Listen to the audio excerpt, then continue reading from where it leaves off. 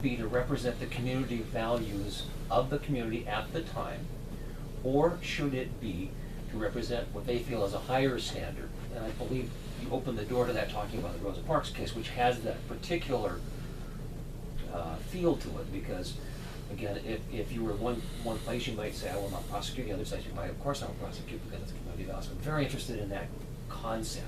So, whichever of you wants to start. It's an interesting question. Of course, community values are essential to. It is a political position for a reason. But it's a temperament of the community values because occasionally community values mean the deprivation of rights of minorities under the law. And the point of the separation of powers and a representative democracy, it's not a pure democracy in order to curtail the traditionally referred to as the tyranny of the majority. And so that's why there are particular ethical rules that apply to prosecutors in order to hold them to a higher standard, the highest standards of attorneys that are licensed in any state. So it's the delicate balance of the two that's essential. I don't believe there's any disagreement about that. And part of the highest values is, and I'll just simply return to it, is the honesty and integrity. And I believe we're witnessing tonight an astounding lack of both. I think I'm not going to get back into the cycle of name calling. I don't think that's appropriate for tonight. And reflecting our values, first I think you have to understand the values of the community. I think you have to be in the community, present in the community. And it's tempering the values of the community, but also working to restore and fix some of the things that are broken in the community. If you see that drug use, mental health issues, poverty, some of those things, and when you take it on, you look at it from a broader point of view. So you can see things where people tend to be very specific in their own situation, and they can only see what's happening to themselves. And it's our job to see not only what happened to this victim, but how that impacts them and their family and the community in a broader perspective. So you're representing the values of all people, but also while you're doing that, you're trying to bring about positive changes. So you're representing the values. In our county, we started out very much as a rural county that had a lot of ranchers and farmers. As we're seeing time go by, that lifestyle is changing. We're seeing a lot of industry come in. We're seeing people from cities come in, people from Portland, people like Mr. Quesnel. People are moving in that have different ideas, and we're blending that. We also have quite a divide, I think, between our east and our west ends. Will come as a shock to no one to hear that. And so it's blending those values and seeing, but I think the common goal that you can see, and it was interesting in this campaign because we had very liberal judicial candidates and conservative candidates all talking about these alternative courts. They initiate in the prosecutor's office. The prosecutor can start because we decide if someone's going to hear them.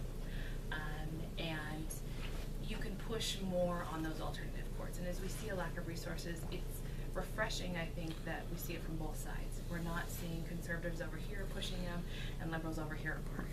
We're seeing that regardless of political spectrum, the community is understanding that we have a need for these alternative courts, and they want to see some changes in their communities. They want to see programs that impact on the ground level. Are we reducing drugs in our community? Are we addressing mental health issues? As a prosecutor, you sit on a lot of boards. You see and you hear about how much money we have for mental health. You sit with the commissioners on issues. You're able to talk to them because they sit on a board and they talk about money and how much bed space. But in reality, they're not on the ground and they don't know when we're working in juvenile cases and we're working in different ones that we call to try to get them into a bed and there is no beds available. And so it's that practical approach and understanding, but you need to be in all of those boards. You need to be in those meetings and you need to be talking to people because when people aren't talking, you have a problem. And if you sit in your little corner and everybody sits in their own little corners, then you're not accomplishing things. You need to be talking to people so you can be moving forward and accomplishing. We've had some serious problems with the tribe. That's one that we are repairing those because the tribe also represents values that need to be represented in our prosecutor's office. So we're a blended community with a lot of different, we have the tribal, we have the rural agriculture, we have the business, we have people that are coming from different areas, more city settings.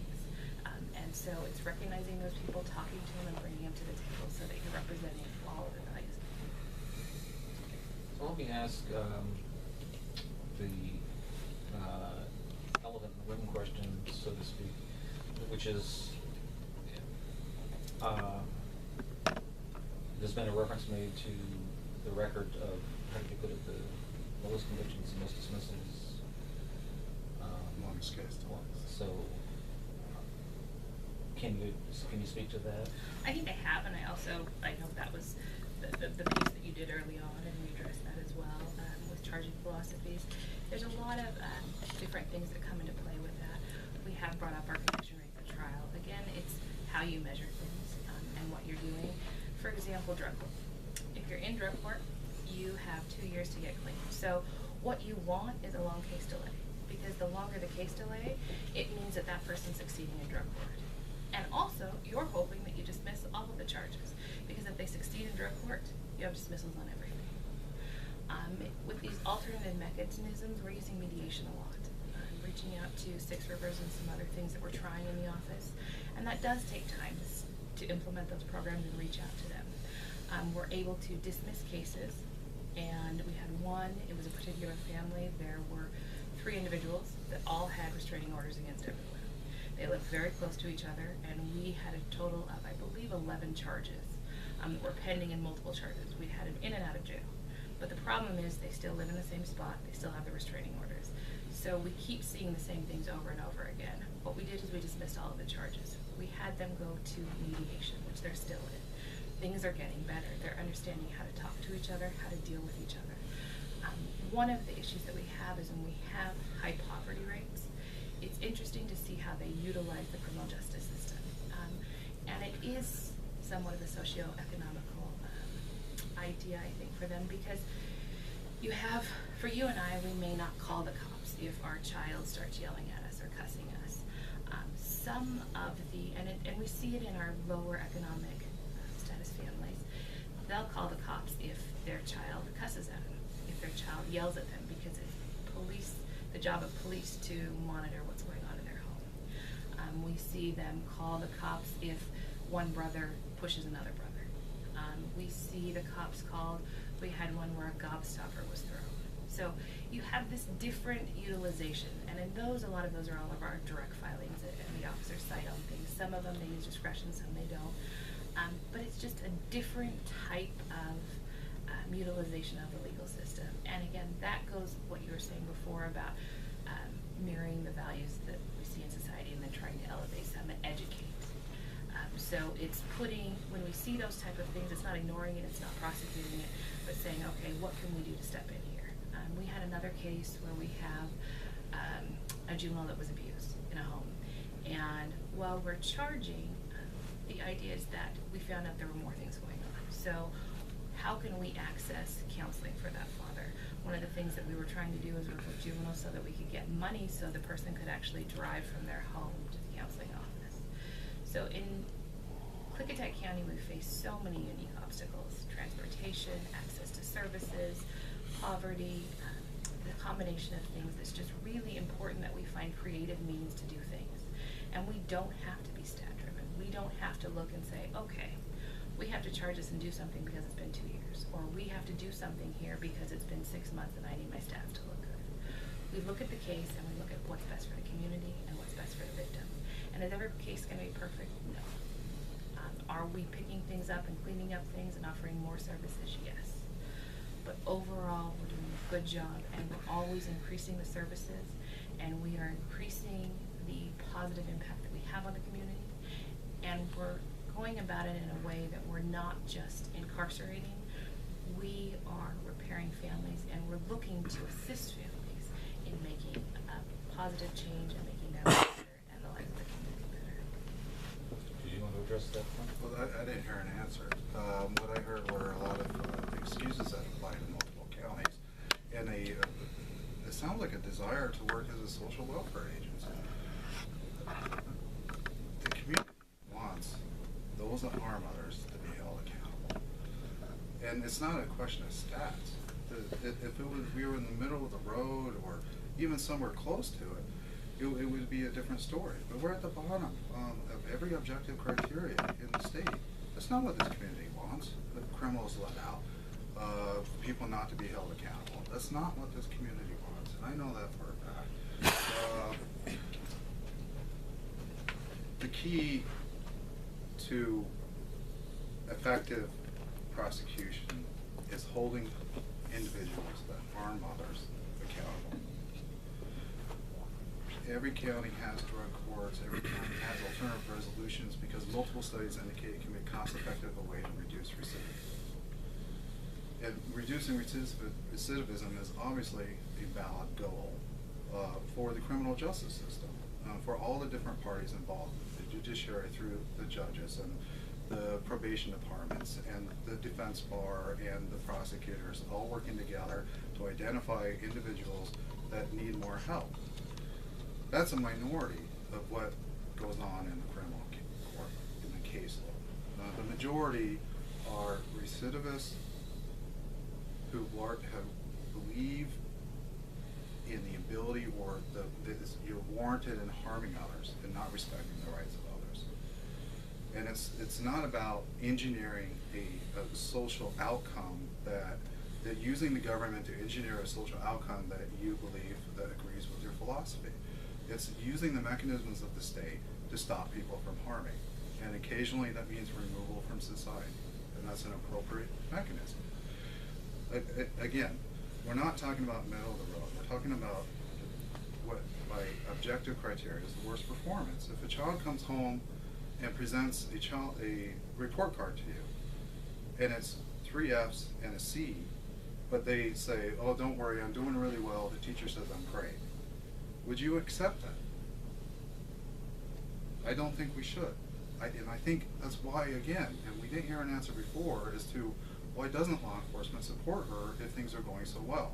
Why do even the defense attorneys identify that there are serious problems? Did you want to address that point? I think there's other issues with the officers.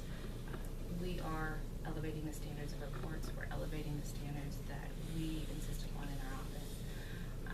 And some of the things that are addressed, it's simply not a report card. It's not a measuring stick to look at those numbers.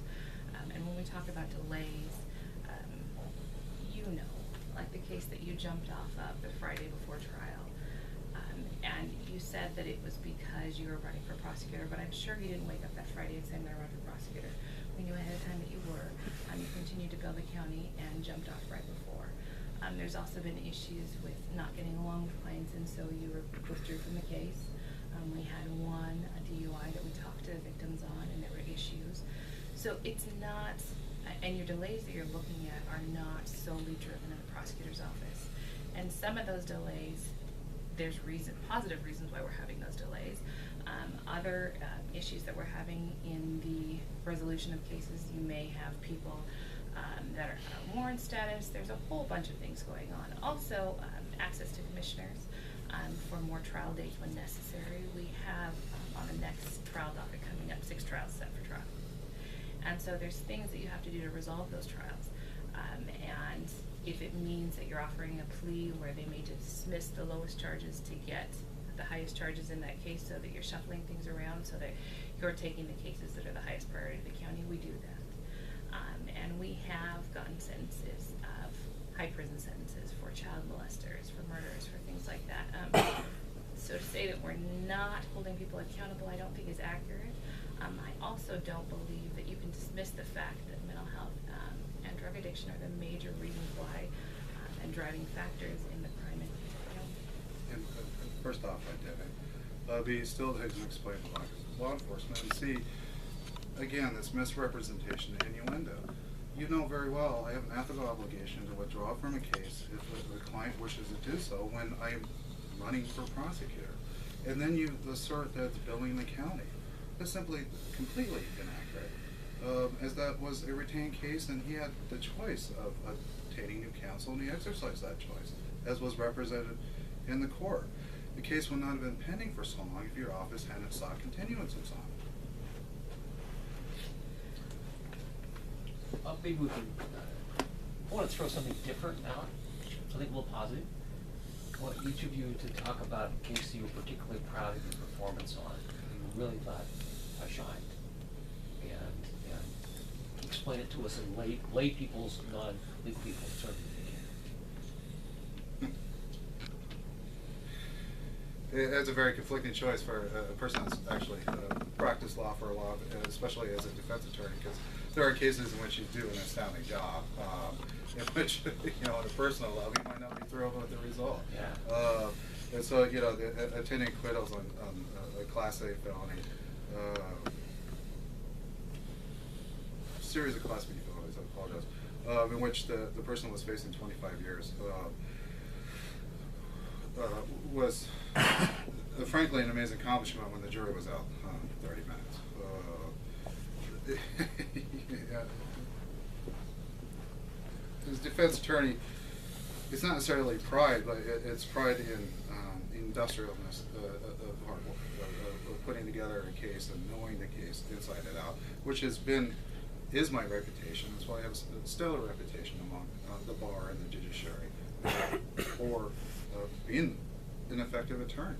That's why I'm ranked the highest ranked attorney in the county by Alba.com. It's a wide acknowledgement of my skills and ability. By which organization? AVVO.com. Oh.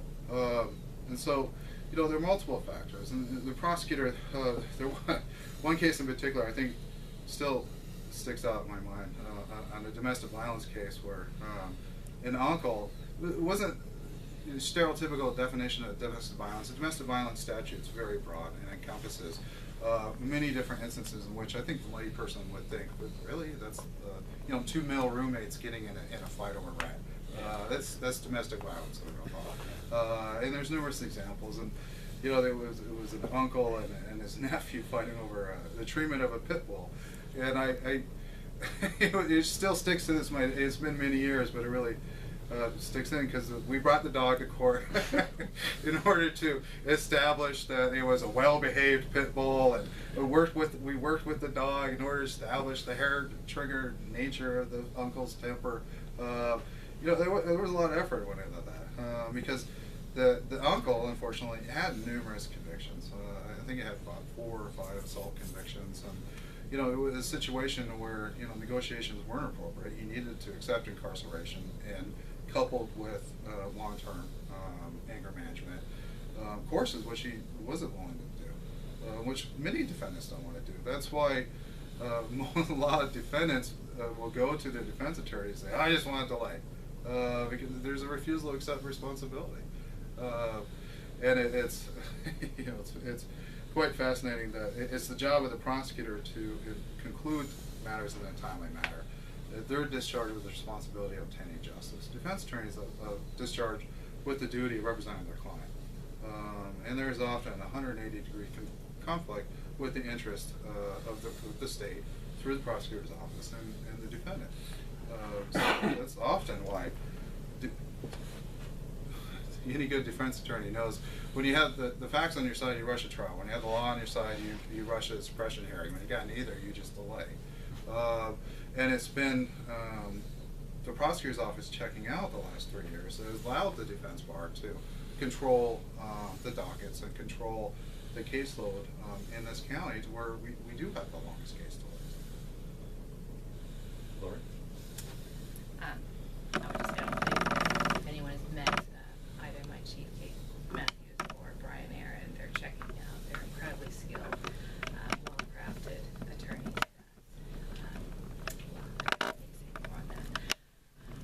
I think more a situation I would say that I'm most proud of. When I took office, we had seriously strained relations between the tribe and the way that the county interacted with them. There was a lot of distrust, and we had some major issues. So we have 2 incidents, I think, that stand out. Our most recent fire and a murder that we had a young gentleman whose throat was slit. And it was normally what happens is we have a bit of a fight for jurisdiction. Who's going to take? Are you allowed to be on? How are you gonna get